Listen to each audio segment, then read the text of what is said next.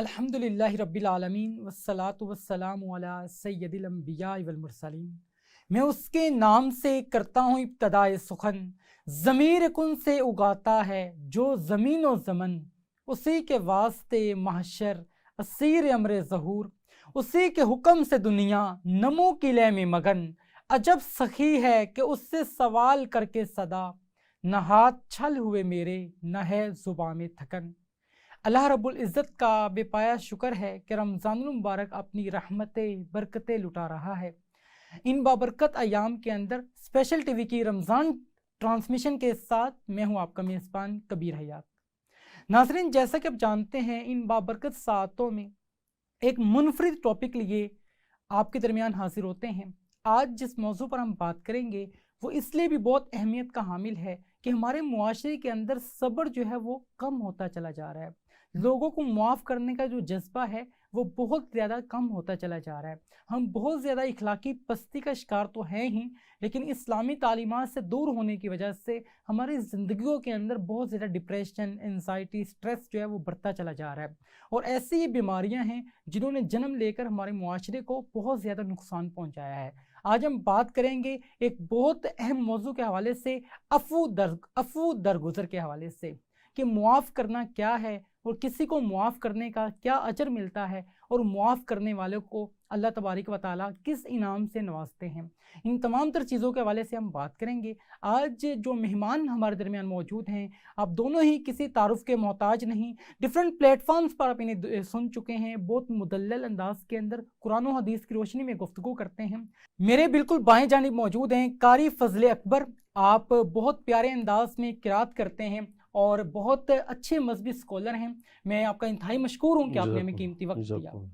انہی کے ساتھ تشریف فرما ہیں، کسی تعارف کے محتاج نہیں، آپ کی، میری، ہم سب کی محبوب شخصیت۔ ڈیفرنٹ پلیٹ فارمز پر آپ کو ہم دیکھتے ہیں، بہت پیارے انداز کے اندر آپ بات کرتے ہیں، اور آپ کی گفتگو کے اندر یہ نظر آتا ہے کہ آپ چاہتے ہیں کہ ہماری جو نوجوان نسل ہیں ان کی تربیت کی جائے، ان کو اسلام کے سانچے میں ڈالا جا سکے اور اسلامی تعلیمات سے ان کو آراستہ کیا جا سکے۔ ہمارے درمیان موجود ہیں پروفیسر محمد سرفراز اجمل۔ انتہائی مشکور ہوں کہ آپ تشریف لائے۔ ناظرین، پروگرام کا جو باقاعدہ آغاز ہے تلاوت کلام پاک سے کریں گے۔ آئیے بڑھتے ہیں قاری صاحب کی جانب اور آپ سے تلاوت سنتے ہیں۔ اعوذ باللہ من الشیطان الرجیم، بسم اللہ الرحمن الرحیم۔ یا ایہا الذین آمنوا کتب علیکم الصیام كما كتب على الذين من قبلكم لعلكم تتقون أياما معدودات، فمن كان منكم مريضا أو على سفر فعدة من أيام أخر، وعلى الذين يطيقونه فدية طعام مسكين، فمن تطوع خيرا فهو خير له، وأن تصوموا خير لكم إن كنتم تعلمون۔ شهر رمضان الذي أنزل فيه القرآن، شهر رمضان الذي أنزل فيه القرآن هدى للناس وبينات من الهدى والفرقان، فمن شهد منكم الشهر فليصم، ومن كان مريضا أو على سفر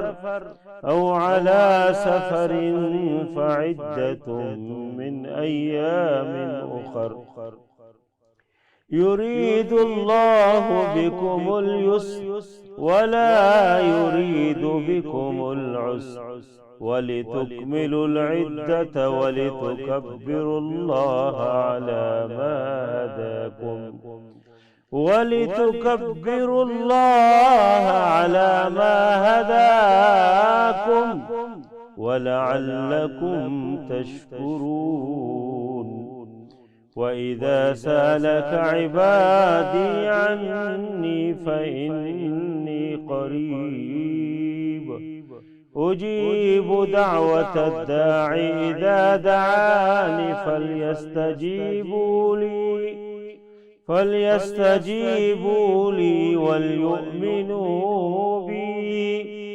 وَلْيُؤْمِنُوا بِي لَعَلَّهُمْ يَرْشُدُونَ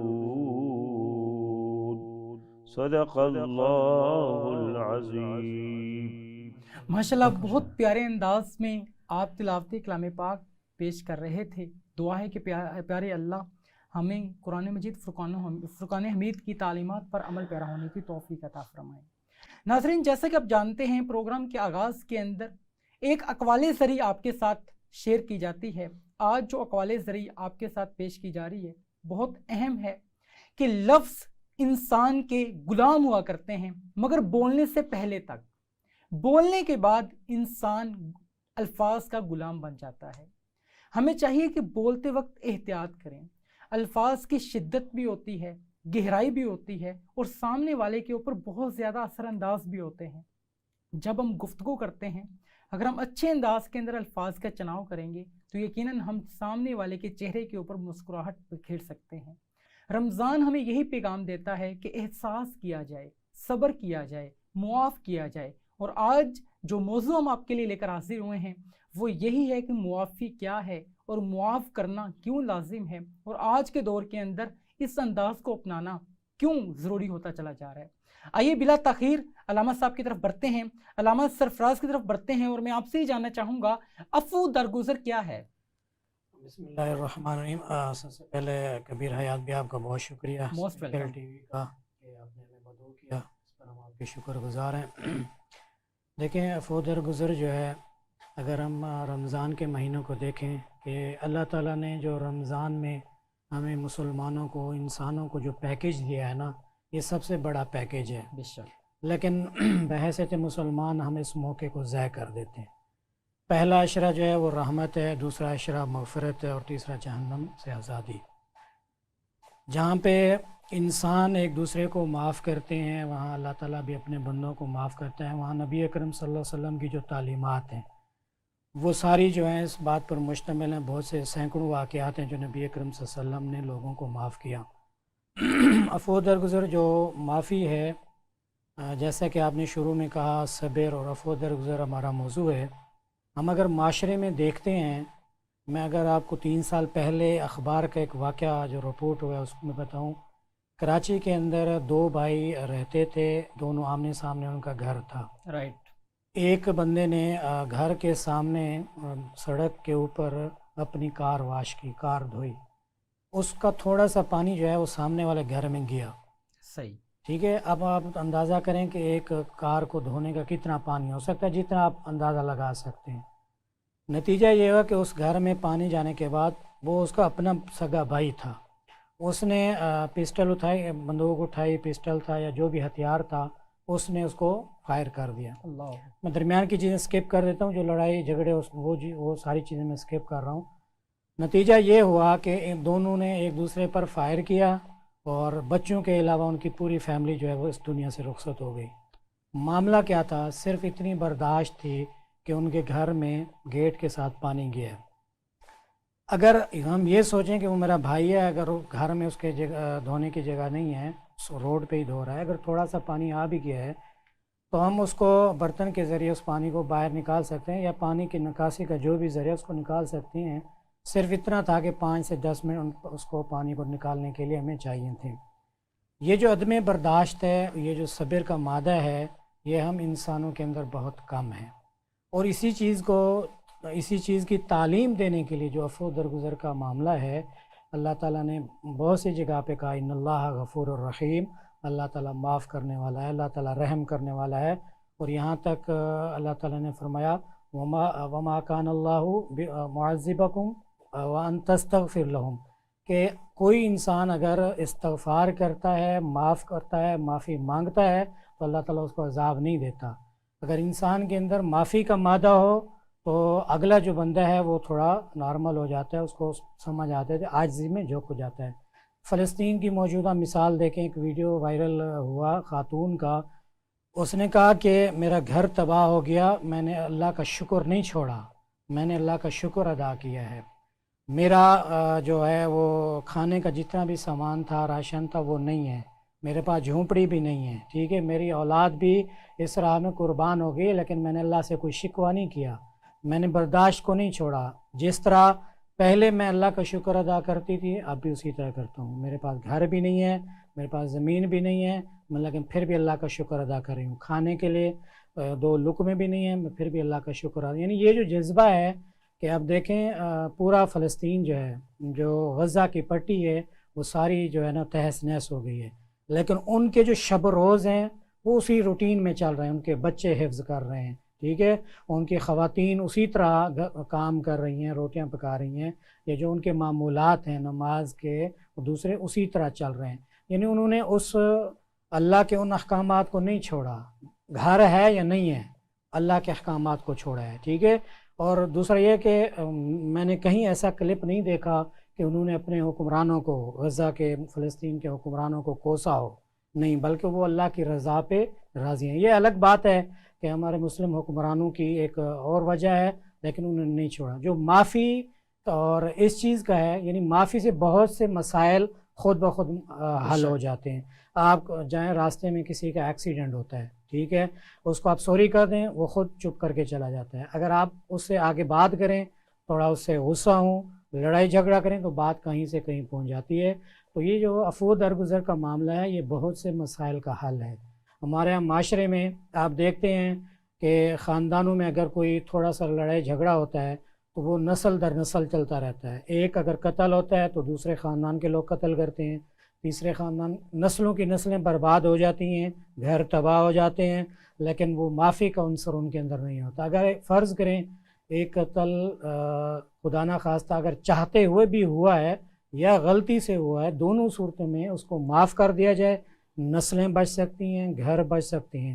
یہ ساری چیزیں جو ہیں، جو عفو درگزر کی مثال نبی اکرم صلی اللہ علیہ وسلم کے سامنے ہے کہ وہ جو اوجری ان کی گردن پہ ڈال دی گئی، ان کو معاف کر دیا گیا۔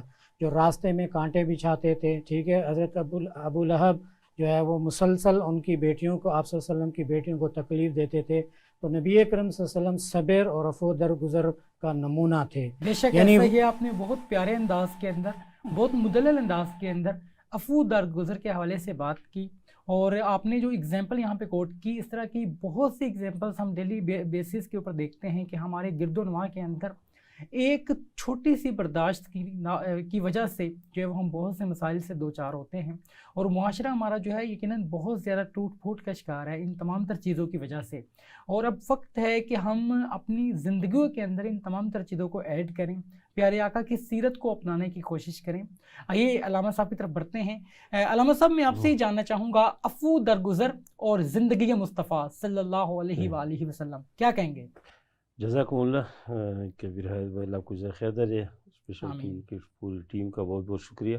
Most welcome. اس پہ حوالے سے تو مولانا سرفراز عمر صاحب نے کافی تفصیلی بات کی، اور اللہ کے نبی صلی اللہ علیہ وسلم کی خود جو پوری زندگی ہے وہ صبر، تحمل، برداشت، عفو درگزر، بہت ساری مثالیں ہیں، اور اس کی فضیلتیں بھی اللہ کے نبی صلی اللہ علیہ وسلم نے بہت زیادہ بیان کی اور ترغیب دی ہے۔ بہت سارے واقعات ہیں، لیکن ایک موقع پہ اللہ کے نبی صلی اللہ علیہ وسلم ایک مجلس میں بیٹھے ہیں، صحابہ کرام کی نشست ہے، پورے تمام صحابہ موجود ہے۔ اللہ کے نبی صلی اللہ علیہ وسلم نے فرمایا کہ یتلو علیکم الان رجل من اہل الجنہ، اب ایک جنتی آدمی آئیں گے۔ صحابہ کرام انتظار میں تھے کون آئیں گے۔ دیکھا کہ ایک آدمی، ایک صحابی، انصاری صحابی، وہ داخل ہو رہے، داڑھی سے وضو کی پانی ٹپک رہے، جوتے ہاتھ میں ہے، آ کے ادھر بیٹھ گیا۔ صحابہ نے بالکل جو کہ اللہ کے نبی نے فرمایا تھا، تو صحابہ سمجھ گئے کہ یہی جنتی آدمی ہے۔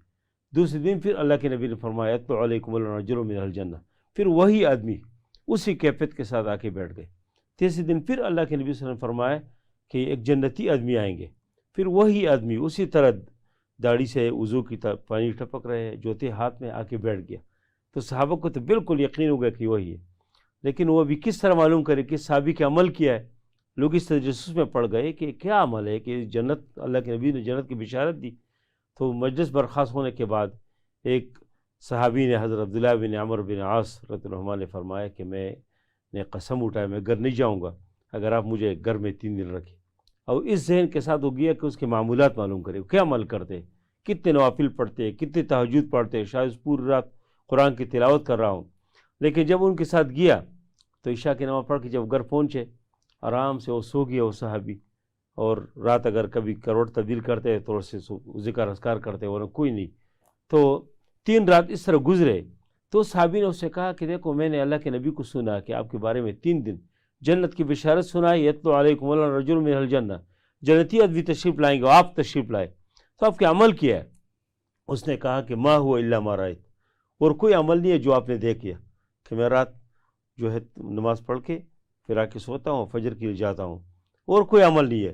لیکن کہا کہ غیر انی لا اجد فی نفسی لاحد من المسلمین غشا ولا احسد احدا، کہا کہ میں بس ایک بات ہے کہ میں رات جب سوتا ہوں نا تو سب لوگوں کو معاف کرتا ہوں، کسی کے ساتھ دل میں کوئی درت نہیں رکھتا ہوں، کوئی حسد نہیں کرتا ہوں، اور بس جس نے میرے ساتھ جو کچھ کیا میں اس کو معاف کرتا ہوں۔ یعنی وہی اسوہ ہے جو اللہ کے نبی صلی اللہ علیہ وسلم نے فرمایا کہ مجھے اللہ تعالیٰ نے 9 باتوں کا حکم دیا، امرنی ربی بتسع، 9 باتوں کا اللہ نے مجھے حکم دیا، اور اس میں ایک بات یہ ہے کہ ان عفو عمن ظلمنی، میں معاف کروں جس نے میرے اوپر ظلم کیا۔ اور اللہ کے نبی کی تو بہت ساری مثالیں۔ تو یہ جب یہ موقع پہ جس طرح کے اللہ کے نبی صلی اللہ علیہ وسلم کی بشارت سنائی تھی، تو جب انہوں نے کہا کہ میرا کوئی اور عمل نہیں ہے، بس رات کو سوتے وقت سب لوگوں کو معاف کرتا ہوں، تو اس صحابی نے اس سے کہا، حضرت عبداللہ بن عمر بن عاص رضی اللہ عنہ نے کہ ھذہ التی بلغت بک وہی التی لا نطیق، کہا کہ وہی عمل ہے جس نے آپ کو جنت پہنچایا، ہم اس کی طاقت نہیں رکھتے۔ یعنی دیکھو درگزر عفو، کتنی عجیب بات ہے کہ ایک صحابی کو نبی کریم صلی اللہ علیہ وسلم جنت کے بشاروں سے سناتے۔ اور اس طرح بہت سارے اور واقعات ہیں قرآن کے اندر اللہ تعالیٰ نے عفو درگزر کا۔ لقمان حکیم کا جو واقعہ اللہ تعالیٰ نے قرآن میں ذکر کیا سورۃ لقمان کے اندر، اس میں ایک بات یہ ہے کہ وَأْمُرْ بِالْعُرْفِ وَأَعْرِضْ عَنِ الْجَاهِلِينَ، کہ نیکی کا حکم دو اور لوگوں کو معاف کرو، اعراض کرو، فَاصْفَحِ الصَّفْحَ الْجَمِيلَ، بہترین انداز سے درگزر کرو۔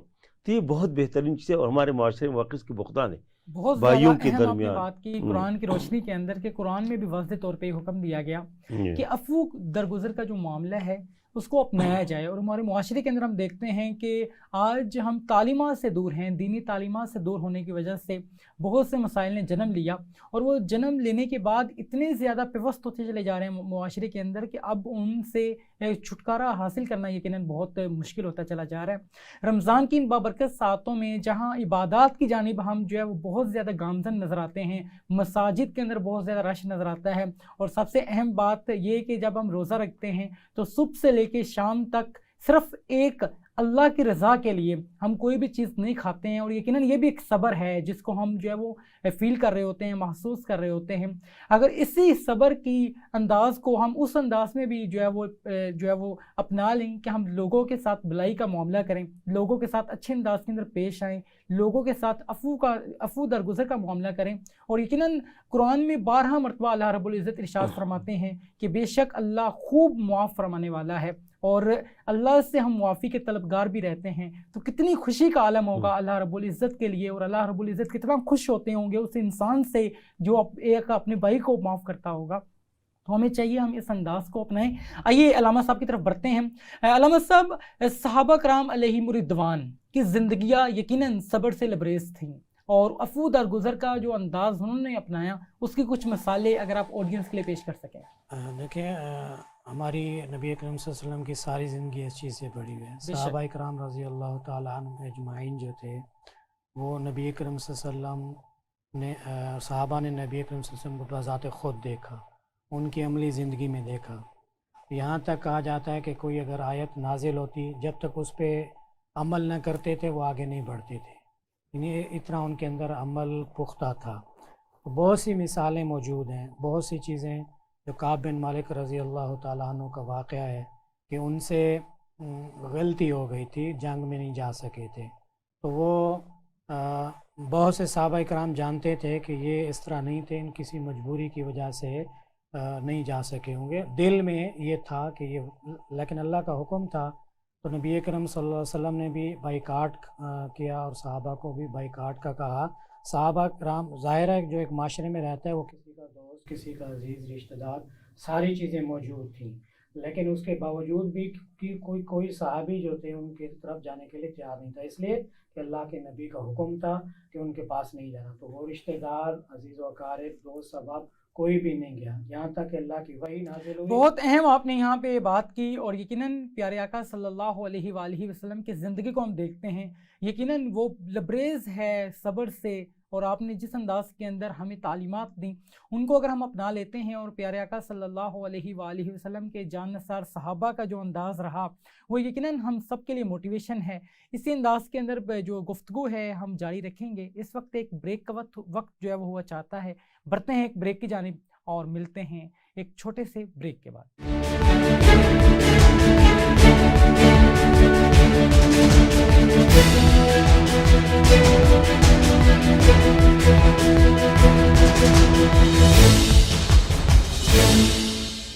جی ناظرین، ایک بار پھر سے خوش آمدید کہیں گے۔ پروگرام کا سلسلہ اسی انداز میں جاری ہے۔ عفو درگزر کے حوالے سے بہت مدلل انداز کے اندر قرآن و حدیث کی روشنی میں علماء جو ہیں وہ یہاں پہ تشریف فرما ہیں، جو گفتگو کر رہے ہیں، اور یقیناً رمضان کی ان بابرکت ساعتوں میں ان تمام تر چیزوں کو جاننا، ان سے واقفیت رکھنا بہت لازم ہے، اور رمضان یقیناً ہمیں یہ پیغام دیتا ہے کہ ہم صبر کریں، حسد سے بچیں، اور یہ ایسی باطنی بیماریاں ہیں جن میں ہم مبتلا ہوتے چلے جاتے ہیں لیکن ہمیں احساس تک نہیں رہتا۔ اور اب جانتے ہیں کہ ہر پروگرام کے اندر ایک قرآنی قصہ آپ کی خدمت میں پیش کیا جاتا ہے۔ آج کا جو قرآنی قصہ ہے آج کے موضوع کے حوالے سے ہے کہ صبر نہ کرنے سے کیا نقصان ہوا۔ آئیے جانتے ہیں۔ اس روئے زمین پر پہلا قاتل قابیل اور پہلا مقتول حابیل ہے۔ قابیل و حابیل حضرت آدم علیہ السلام کے فرزند ہیں۔ حضرت حوا رضی اللہ تعالیٰ عنہ کے ہاں ہر حمل میں ایک لڑکا اور ایک لڑکی پیدا ہوتے، ایک لڑکے کا دوسرے حمل کی لڑکی سے نکاح کر دیا جاتا۔ حضرت آدم علیہ السلام نے قابیل کا نکاح لیوزہ سے کرنا چاہا جو حابیل کی بہن تھی، لیکن قابیل اس پر راضی نہ ہوا اور ضد پر اڑ گیا۔ حضرت آدم علیہ السلام نے سمجھایا کہ اکلیمہ تیری بہن ہے، اس کے ساتھ تیرا نکاح نہیں ہو سکتا۔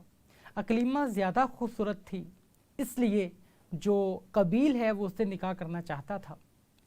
اسی اثنا میں حضرت آدم علیہ السلام نے حکم دیا کہ تم دونوں اللہ کی بارگاہ میں قربانی پیش کرو، جس کی قربانی مقبول ہوگی وہی اکلیمہ کا حقدار ہوگا۔ دونوں کی جانب سے قربانیاں پیش کی گئیں۔ حابیل کی قربانی مقبول ہوئی اور قابیل کی قربانی قبول نہ ہو سکی۔ اس طریقے سے جو حابیل ہے اس کا نکاح اکلیمہ سے طے پایا، لیکن قابیل کو یہ برداشت نہ ہو پایا، قابیل صبر نہ کر پایا، حسد میں آ گیا، حسد کی آگ میں جلتے جلتے اس نے حابیل کو قتل کر دیا۔ یہ اس روئے زمین پہ ہونے والا پہلا قتل تھا جو صرف صبر نہ کرنے کی وجہ سے ہوا، برداشت نہ کرنے کی وجہ سے ہوا، حسد ہونے کی وجہ سے ہوا۔ اور یہ جو بیماریاں ہیں، باطنی بیماریاں ہیں جو ہمارے معاشرے کے اندر اتنی پینیٹریٹ کر چکی ہیں کہ ایک بہت کامن ایگزامپل ہم دیکھتے ہیں کہ ہمارے سامنے والا انسان یا ہم اپنے آپ کو دیکھیں، کہیں نہ کہیں ہم ان تمام بیماریوں کا شکار ہوتے چلے جا رہے ہیں۔ تو رمضان کی ان بابرکت ساعتوں میں اس طرح کے موضوعات کے اوپر گفتگو کرنا بہت لازم ہے کہ ہم جہاں پہ پورا دن اللہ کی رضا پانے کے لیے بھوک کو، پیاس کو، نفسانی خواہشات سے دور رہتے ہیں، وہیں ہم اس انداز کو بھی اپنائیں اور ان تعلیمات کے اندر بھی اپنے آپ کو جو ہے وہ لازمی طور پہ ان کو سیکھیں اور اپنی زندگیوں کے اندر ان کو لازمی طور پہ اپنا لیں۔ آئیے علامہ صاحب کی طرف بڑھتے ہیں۔ علامہ صاحب، عفو درگزر اور رمضان، کیا کہیں گے آپ؟ جزاک اللہ۔ ویسے یہ تو عفو درگزر یہ تو ہمیشہ کے لیے انسانوں کے اندر ہونا چاہیے، جس طرح آپ نے حابیل و قابیل کا واقعہ ذکر کیا نا، آدم علیہ السلام کے دور سے انسان اور شیطان کے درمیان جو کشمکش ہے، خیر اور شر کے درمیان، وہ جاری ہے، اور اس میں شیطان کی بھی کوشش ہے کہ انسانوں سے جو برداشت ہے وہ ختم ہو جائے، ہر دم برداشت عام ہو جائے۔ لیکن رمضان ہے بطور خاص اس حوالے سے جو اللہ کے نبی صلی اللہ علیہ وسلم نے جو ہدایت ہے اس میں فرمایا کہ الصیام جنۃ، فرمایا کہ روزہ ڈال ہے، اور فرمایا کہ وَإِذَا كَانَ يَوْمُ صَوْمِ أَحَدِكُمْ فَلَا يَرْفُثْ وَلَا يَسْخَبْ، کہ کبھی اگر کوئی روزے سے ہو تو کوئی گالی گلوچ نہ کرے، کوئی جو ہے شور شرابہ نہ کرے، اور کوئی لڑے نہیں۔ فرمایا کہ فَإِنْ سَابَّهُ أَحَدٌ وَقَاتَلَهُ، کوئی اور اگر ان کو گالیاں دے، کوئی اور ان کے ساتھ لڑتے، تو ان سے یہ کہے کہ اِنِّی امْرُؤٌ صَائِمٌ، میں روزے سے ہوں، بہت پیاری بات، میں نہیں بہت لڑوں پیاری گا، بات۔ آپ لڑتے ہیں لڑے لیکن علامہ میں صاحب نہیں یہ لڑوں بھی گا۔ کتنا خوبصورت انداز ہوتا جی ہے کہ جب ہم کوئی غلط کام کی طرف مائل جی ہو رہے ہوتے ہیں یا جی ہمیں کوئی کر رہا ہوتا ہے تو جی ہم یہی کہتے ہیں کہ میں روزے سے جی ہوں، وہ بھی چپ ہو جاتا ہے اور سامنے والا بھی وہ ایکشن نہیں کر پاتا ہے۔ یہ کتنا خوبصورت یعنی انداز ہے جو یہ عید میں معاشرے میں ہم دیکھتے ہیں رمضان کے جی ایام میں۔ جی رمضان میں بھی، اور عموماً دیکھو اللہ کے نبی صلی اللہ علیہ وسلم صلی نے اللہ یہ جو علیہ ہدایت دی، اس طرح قرآن میں بھی فرمایا کہ وَإِذَا خَاطَبَهُمُ الْجَاهِلُونَ قَالُوا سَلَامًا، آپ جی سے جی کوئی جاہل ملے، آپ سے لڑنا چاہتے ہیں، آپ سے جھگڑنا چاہتے ہیں، آپ کوئی گالی دے تو تم کو سلام کرے۔ کہتے ہیں نا کہ قائد اعظم کی جگہ سے گزر رہے تھے کہ چھوٹے بچے نے گالی دی، تو اس نے 1 روپے نکال کے اس کو اس بچے کو دے دیے۔ کس نے کہا کہ تم گالی کو ادا کرتے؟ اس نے کہا نہیں، میرے لیے تو یہ مناسب نہیں کہ میں ان کو ساتھ کوئی اس کو مارو یا کوئی اس طرح، کیونکہ میں تو ادھر مہمان کیسے سے آیا ہوں، تو اس لیے کہ یہ کسی اور کو اس طرح کرے اور اس کو سمجھائے، اس کو 1-2 تپڑ مارے اس کو، تو اس لیے میں نے اس کو وہ رقم دیے۔ تو بہرحال یہ تو ایک وہ ہے، لیکن اسلام نے عام حالات میں بھی یہ کہا کہ تم صبر و تحمل اور برداشت کرو، لیکن بطور خاص رمضان چونکہ بہت بابرکت مہینے ہے، بہت زیادہ خیر سے بھرپور مہینے ہے، لیکن اس کی الٹ ہے۔ ہمارے لوگ کیا کہتے جی میں روزے سے ہوں، روزہ میں خراب کروں گا، میں آپ کے ساتھ لڑوں گا، میں یہ کروں گا۔ اس لیے اللہ کے نبی صلی اللہ علیہ وسلم کی یہ ہدایت ہمارے سامنے ہو کہ کوئی اگر ہمارے ساتھ لڑنا بھی چاہتے، ہم کہیں بھائی نہیں لڑوں گا، میں تو روزے سے ہوں، بابرکت مہینہ ہے، خیر سے بھرپور مہینہ ہے، میں کیوں لڑوں اس میں گالی نہیں دوں گا آپ کو۔ اب اسی تناظر میں آگے جا کے آدمی حلال و حرام اور پورے معاشرت اس کو جتنے پاک رکھ سکتے ہیں، تو رمضان کا پیغام ہے کہ اس کو اس طرح پاک رکھے، زبان بھی، آنکھیں بھی، کان بھی، ذہن اور دل و دماغ ہر چیز پاک ہو، یہی روزے کے مقاصد ہے۔ بہت پیاری آپ نے بات کی۔ روزے کا مقصد اگر ہم پانا چاہتے ہیں تو ہمیں ان تمام تر چیزوں کو اپنی زندگیوں کے اندر ایڈ کرنا ہوگا۔ یہ انداز ہمارے اسلاف کا رہا ہے، ہم اپنے بزرگان دین کو دیکھتے ہیں کہ ان کا کیا انداز رہا، اور آپ کی گفتگو کے دوران میرے ذہن میں واقعہ کربلا آ رہا تھا کہ واقعہ کربلا صبر کی کتنی بڑی مثال ہے، اور رہتی دنیا تک کس طرح کی مثال میں بھی ہم اپنی آنکھوں سے نہ دیکھ پائیں، اور وہ ایک ایسی مثال اور ایسی تاریخ رقم کی گئی جو آج ہمارے لیے مشعل راہ ہے کہ آپ کے سامنے جو جوان بچے ہیں ان کی گردنیں کٹ کے آپ کے سامنے پیش کی جاتی ہیں، اس کے باوجود بھی آپ صبر سے لبریز ہیں اور صبر کا دامن جو ہے وہ ہاتھ سے نہیں چھوڑتے ہیں۔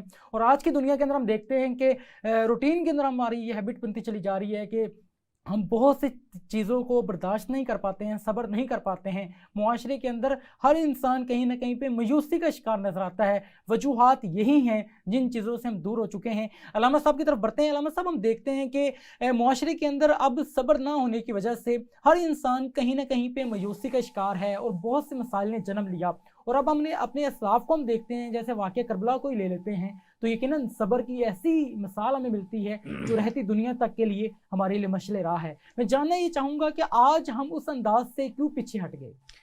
دیکھیں، سب سے پہلی چیز جو صبر کی مثال دی ہے آپ نے، حضرت ایوب علیہ السلام کے اگر ہم صبر کے واقعے کو دیکھیں کہ انہوں نے ایک طویل عرصہ بیماری میں گزارا ہے، بے شک ایسے ہی ہے، اور شکوہ نہیں کیا، ٹھیک ہے، شکوہ نہیں کیا انہوں نے۔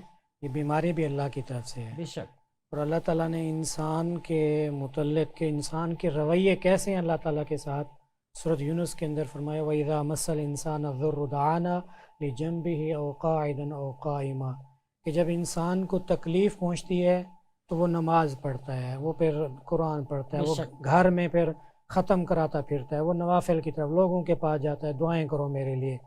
اس آیت کے اگلے حصے میں اللہ فرماتا ہے فَلَمَّا كَشَفْنَا عَنْهُ ضُرَّهُ، کہ جب ہم اس کی بیماری کو ختم کر دیتے ہیں، اس کو صحت یاب کر دیتے ہیں، اس کی پریشانی ختم کر دیتے ہیں، گویا ایسے ہو جاتا ہے کہ اس کو ہوا کچھ نہیں ہے۔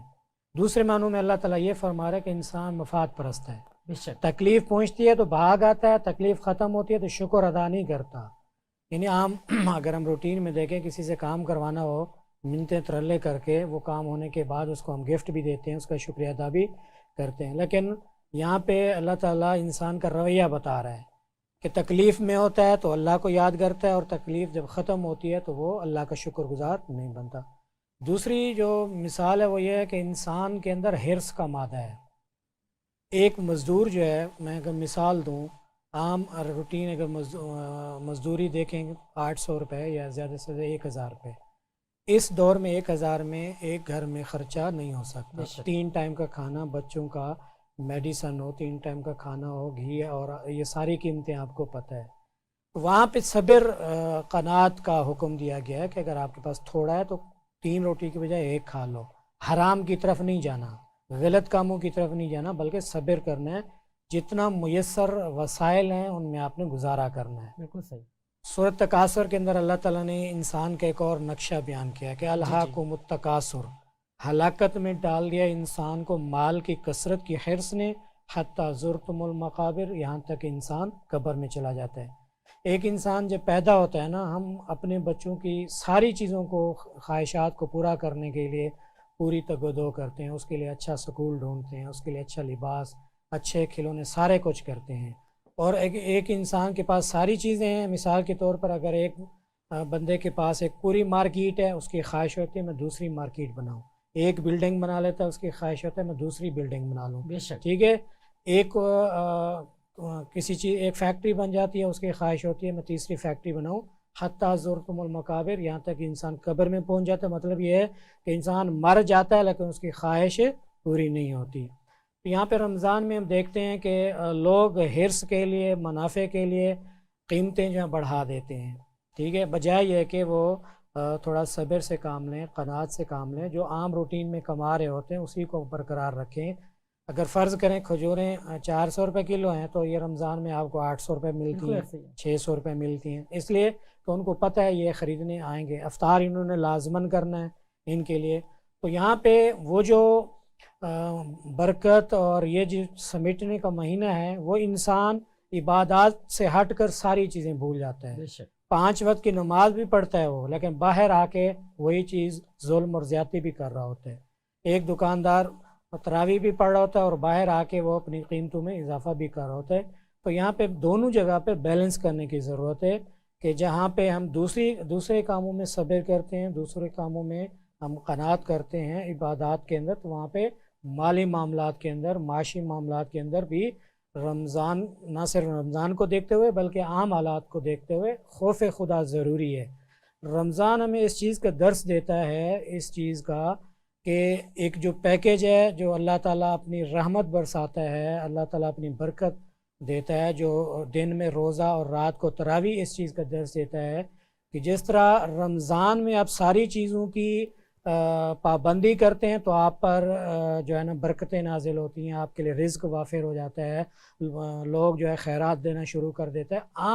عام دنوں میں بھی اگر آپ یہی چیزیں رکھیں گے، نماز کی روٹین بنائیں گے، تہجد کی روٹین بنائیں گے، نوافل کی، قرآن کی تلاوت کی کثرت کریں گے، تو عام حالات میں بھی اللہ تعالیٰ آپ کو اسی طرح برکتیں دے گا. بہت پیاری آپ نے بات کی کہ رمضان یقیناً ایک ٹریننگ کا مہینہ ہے. اس کے اندر ہمیں ٹرین کیا جاتا ہے کہ تھرو آؤٹ دا ایئر کس انداز کے اندر ہم نے عبادات کے اندر مشغول رہنا ہے، کس انداز کے اندر ہم نے صبر کرنا ہے. اور یقیناً رمضان ہمیں احساس دلاتا ہے بھوکے کی پیاس کا. جو بھوکا ہے اس کی بھوک کو ہم محسوس کر سکتے ہیں، جو پیاسا ہے اس کی پیاس کو ہم محسوس کر سکتے ہیں. جب ایک پورا دن ہم بھوکے اور پیاسے رہتے ہیں تو ہمیں یہ فیلنگز آتی ہیں کہ جو بھوکا ہے وہ کس درد سے گزرتا ہے، وہ کن کیفیات سے گزرتا ہے، اور روٹی کے ایک لقمے کے لیے وہ کتنی جو ہے وہ اس کی نیڈ ہوتی ہے. اور یہ تمام تر چیزیں رمضان میں تو ہم برداشت کرتے ہیں. اور اگر ہم دیکھیں تو رمضان ایک ٹریننگ کا مہینہ ہے جہاں پہ ہمیں ٹرین کیا جا رہا ہوتا ہے کہ ہم نے پوری زندگی کے اندر کس انداز کو اپنانا ہے، اپنی زندگی کو کس انداز کے اندر ہم نے گزارنا ہے، اور اس انداز کو اپنانا بہت لازم ہے. علامہ صاحب، ہم یہ دیکھتے ہیں کہ ہمارے معاشرے کے اندر ہم بات کریں، کمپٹیشن بہت زیادہ ہے، مقابلہ بازی جو ہے وہ بہت زیادہ ہوتی چلی جا رہی ہے. ہر جگہ پہ کمپٹیشن جو ہے وہ ہم دیکھتے ہیں کہ موجود ہے. اب اس کمپٹیشن کی وجہ سے ہر انسان چاہتا ہے کہ سیٹ ایک ہوتی ہے کسی بھی پلیٹ فارم پہ ہم دیکھیں، ہر انسان چاہتا ہے کہ بس وہ اس کے اوپر خود بیٹھے. تو یہ جو ایک انداز بن گیا ہے، اس کی وجہ سے یقیناً ڈپریشن، انزائٹی، سٹریس بھی ہے. اور ہم دیکھتے ہیں کہ پہلے جو ایجوکیٹڈ لوگ ہوا کرتے تھے، تعلیم یافتہ لوگ ہوا کرتے تھے، بلکہ ہم اپنے اگر دین کی بات کریں، دین کی جو پریچنگ کیا کرتے تھے ان کا جو انداز بڑا سادہ ہوا کرتا تھا. آج ہم دیکھتے ہیں کہ وہ انداز ان کا نہیں ہے. تو میں بس یہ جاننا چاہوں گا آپ سے کہ یہ جو ایک انداز ہے جس کو ہم نے اپنا لیا، اس کی وجہ سے بہت سے مسائل نے جنم لیا، تو آج کا جو انداز ہے مسلمان کا وہ کیوں نہیں ہے جو اسلاف کا تھا؟ اصل وجہ یہ ہے کہ ایک تو دین سے دوری ہے، بے شک یعنی اسلام اور شریعت کی جو ہدایت ہے، اور سب سے پہلے بات یہ ہے کہ اللہ کے نبی صلی اللہ علیہ وسلم جس طرح ہمارے لیے نمونہ ہے، یعنی ہم عفو درگزر میں بات کریں تو اللہ کے نبی صلی اللہ علیہ وسلم تو ہر حوالے سے ہمارے لیے نمونہ ہے. بے شک کوئی لقد شک کان نہیں. لکم فی رسول اللہ اسوۃ حسنہ، بے شک قرآن ہمارے میں لیے بس- کامل نمونہ تو اللہ کے نبی ہے. عفو درگزر کے حوالے سے دیکھ کے اس کے اوپر جادو کے اثرات اور اس کو اس چیز طرح معاف کیا. حضرت عمر فاروق رضی اللہ عنہ نے فرمایا کہ میں اس کے سر کاٹتا ہوں، لیکن اللہ کے نبی نے فرمایا نہیں، میں اس سے کوئی اس طرح انتقام نہیں لیتا ہوں. بے شک اس کے یعنی خاندان کے اوپر، اس کے گھر کے اوپر، ان کی بیویوں کے اوپر الزامات لگے حضرت عائشہ کے اوپر، اور صورت نور میں وہ واقعات مشہور ہے اس واقعہ افک کے نام سے، لیکن اللہ کے نبی نے معاف کیا. اس طرح صحابہ کرام حضرت علی رضی اللہ عنہ کے جو معاف کرنے کے ادھر گزر کے جو واقعات ہیں، تو آج کل یہ جو چیز نہیں ہے، ایک تو ہم دین سے دور ہے، اس لیے ہم یعنی دین سے دوری کی وجہ سے ہمارے اندر وہ چیزیں نہیں ہے جو اللہ کے نبی صلی اللہ علیہ وسلم کی زندگی ہے، صحابہ کرام کے خلفائے راشدین کی جو زندگی ہے. دوسرے ہے کہ جہالت بہت ہے، علم ہے نہیں لوگوں کے پاس، نالج ہے نہیں ہے. وہ لوگ مطلب چند ادھر ادھر واقعات کی کتابیں چند چیزیں دے کے اس کو پڑھتے ہیں. اصل دین کیا ہے، دین کے مزاج کیا ہے، دین کی روح کیا ہے، وہ بہت کم لوگوں کو اس کو پتہ ہے. بے شک لوگوں ایسے کے ہی. پاس علامہ ٹائم صاحب نہیں ہے. اگر ریئلٹی کی حالانکہ بات کریں دین سمجھنا بہت آسان ہے، بے شک ہر بے شک. زبان میں تفاسیر موجود ہے، ہر زبان میں حدیث کی کتابیں بالکل موجود ایسا ہیں. ہی ہے. لوگوں نے علماء نے دین کی جو access بر ہے، صغیر پاک ہند کے لوگوں نے علماء نے بہت بڑا کام کیا. بے شک یہ جو بات مشہور ہے نا کہ قرآن جو ہے حجاز میں اترا تھا، مصریوں نے پڑھا اور برصغیر پاک ہند کے لوگوں نے سمجھا. ماشاء یعنی واقعی اصل نزول تو حجاز میں ہے قرآن کے، اور بہترین انداز سے قرآن جو ہے مصر میں ہے، لیکن برصغیر پاک ہند میں بڑے علماء ہیں، بڑے مدارس ہیں. ان مدارس نے بڑا کردار ادا کیا، بہت اہم آپ نے لیکن بات کی. لیکن اس کے پارا نہیں رہے. مسجد کے امام سے لوگ جا کے نماز پڑھ کے نکلتے. کسی نے ان سے کہا کہ آپ مجھے کچھ سمجھائے، اور کبھی اس طرح نہیں ہوا ہے نہیں کس عالم نے کس سے کوئی مطالبہ کیا ہو. کوئی آ کے پڑھتے ہیں، ہر عالم چاہتے ہیں کہ ہمارے سامنے کوئی دائرہ ہو، لوگ آ کے پڑھے اور پھر جائے. تو اس وجہ سے وہ ہمارے اصل جو انداز ہونے چاہیے اسلام اور شریعت کی جو مزاج اور روح، وہ ہمارے اندر نہیں ہے، کمزوریاں، اور اس وجہ سے ہی عدم برداشت اور یہ ساری چیزیں موجود ہیں. بہت اہم آپ نے بات کی، اور آپ نے کہا کہ قرآن کو سمجھنے والے برصغیر کے لوگ ہیں. اور آپ ہی کی بات سے میں کچھ دن پہلے ایک امریکن پاکستان میں تشریف لائے، ان سے میری ملاقات ہوئی، اور انہوں نے ساؤتھ افریقہ سے جو اسلام میں کوئی ڈگری اویل کی، اور پاکستان کے اندر یہاں پہ تعلیمات حاصل کرنے کے لیے پہنچے تھے یہاں پہ. تو میں حیران تھا کہ آپ پاکستان میں تعلیم کے لیے آئے ہیں.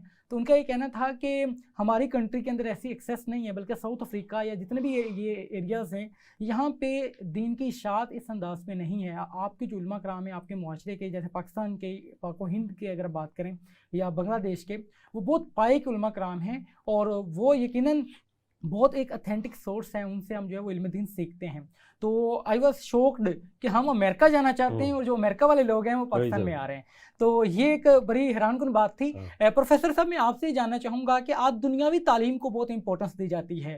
آج جو ایک والد ہے وہ چاہتا ہے کہ اس کا جو بچہ ہے وہ ڈاکٹر بنے، انجینئر بنے، یا پروفیشنل انداز کے اندر جو ہے وہ سروسز دے مارکیٹ کے اندر، اور وہ ڈے ون سے ہی اس انداز کے اندر اس کی تربیت کرتے ہیں، اور اس کو گامزن رکھتے ہیں ایسے رستے کے اوپر جہاں پہ وہ چلتے چلتے جو ہے وہ ایک اچھے انداز کے اندر پروفیشنل بنے، ڈاکٹر یا انجینئر بنے. اور دینی تعلیم کے اندر وہ انداز نہیں اپنایا جاتا پیرنٹس کی جانب سے. اور پچھلے 10 سے 15 سال سے ہم بہت تیزی سے اس رجحان کی طرف بڑھتے ہر پیرنٹس کو دیکھتے ہیں. اس انداز کو کیسے دیکھتے ہیں آپ، اور کیا سمجھتے ہیں کیا نقصانات ہو سکتے ہیں اس کے؟ لیکن سب سے پہلے تو میں آپ کو یہ بتاؤں کہ نبی اکرم صلی اللہ علیہ وسلم نے فرمایا علم 2 قسم کے ہیں، بے شک. علم الادیان اور علم الابدان. ابدان. علم الاجسام بھی ان کو کہا جاتا ہے، میڈیکل کا علم، طب کا علم، اور دوسرا جو ہے دین کا علم. بے شک. جہاں تک ہمارے ہاں سکوپ ہے وہ ہے کہ دنیاوی تعلیم کا ہے. ایسے ہی ہے. وہ ہمارے ہاں یہ بد قسمتی ہے، بد نصیبی ہے کہ لوگ دیکھتے ہیں کہ اگر اس نے 8 سال درس نظامی کی اور 8 یہ حفظ قرآن کا حفظ کرے یا یہ مفتی بنے، تو یہ زیادہ سے زیادہ جو ہے وہ مسجد کا امام بنے گا، کسی مدرسے میں استاد لگے گا. تو زیادہ سے زیادہ اس کو اگر تنخواہ مل جائے گی تو وہ 25,000، یہ میں زیادہ سے زیادہ بتا رہا ہوں، 30,000. تو اس کو کوئی ٹی اے ڈی نہیں ملے گا، خرچ نہیں ملے گا. اس کے علاوہ جو دوسری ڈگریاں ہیں، دیکھیں دین میں کسی علم کی ممانعت نہیں ہے کہ آپ انجینئر نہ بنے، آپ فلاں نہ بنے، فلاں، کسی قسم کی کوئی پابندی نہیں ہے. آپ ہر علم حاصل کر سکتے ہیں، ٹھیک ہے، جو انسان کو فائدہ دے. اسی لیے दुआ भी सिखाई गई है कि अल्लाहुम्मा इन्ना नसअलुका इल्मन नाफिआ, जो इल्म ऐसा दे जो फ़ायदा दे।